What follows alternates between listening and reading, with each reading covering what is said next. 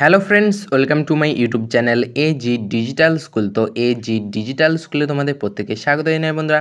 আজ আমি দ্বাদশ শ্রেণী বাংলা বইয়ের শিকার কবিতার সমস্ত শর্ট টাইপ সাজেশন নিয়ে চলে এসেছি। তো তোমাদের এখানে যে প্রশ্নগুলো আলোচনা করব, এই প্রশ্নগুলো এমসিকিউ এবং এসিকিউ দুরকমভাবেই আসার সম্ভাবনা আছে। তো দেখে নাও প্রশ্নগুলো কী কী। প্রথম প্রশ্ন বলছে শিকার কবিতার রচয়িতাকে উত্তর, শিকার কবিতার রচয়িতা হলেন জীবনানন্দ দাশ। দ্বিতীয় প্রশ্ন বলছে শিকার কবিতাটি কোন গ্রন্থ থেকে নেওয়া হয়েছে? উত্তর, শিকার কবিতাটি মহাপৃথিবী কাব্যগ্রন্থ থেকে নেওয়া হয়েছে।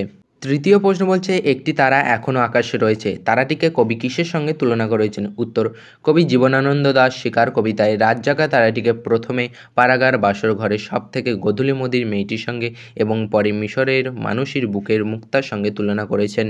4 নম্বর প্রশ্ন বলছে হাজার হাজার বছর আগে এক রাতে কি হয়েছিল? উত্তর, হাজার হাজার বছর আগে এক রাতে মিশরের মানুষই তার বুকের থেকে এক মুক্তা তুলে কবি নীল মদের গ্লাসে রেখেছিল।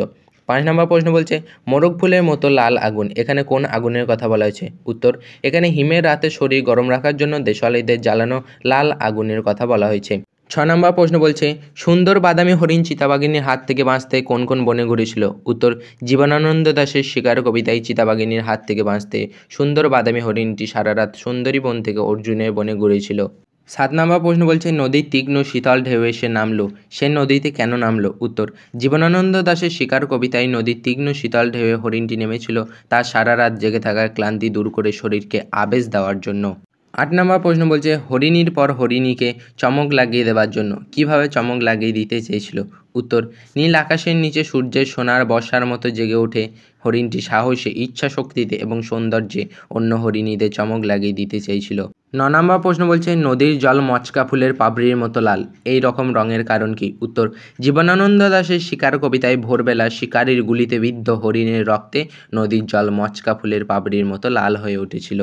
10 নম্বর প্রশ্ন এবং শেষ প্রশ্ন বলছে নিষ্পন্দ নিরপরাধ ঘুম, ঘুমকে নিরপরাধ বলা হয়েছে কেন? উত্তর, জীবনানন্দ দাশের শিকার কবিতায় ঘুমকে নিরপরাধ বলা হয়েছে কারণ হরিণের মৃত্যু তার নিজের অপরাধের কারণে ঘটেনি, ঘটেছে মানুষের লালসার কারণেই।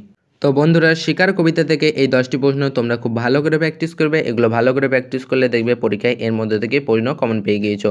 তো তোমরা এই প্রশ্নগুলো ভালো করে প্র্যাকটিস করবে আর অবশ্যই কমেন্ট করে জানাবে ভিডিওটি তোমাদের কেমন লেগেছে। ভিডিওটি ভালো লাগলে অবশ্যই একটা লাইক করো আর চ্যানেলে নতুন হয়ে থাকলে চ্যানেলটিকে অবশ্যই সাবস্ক্রাইব করে রেখো।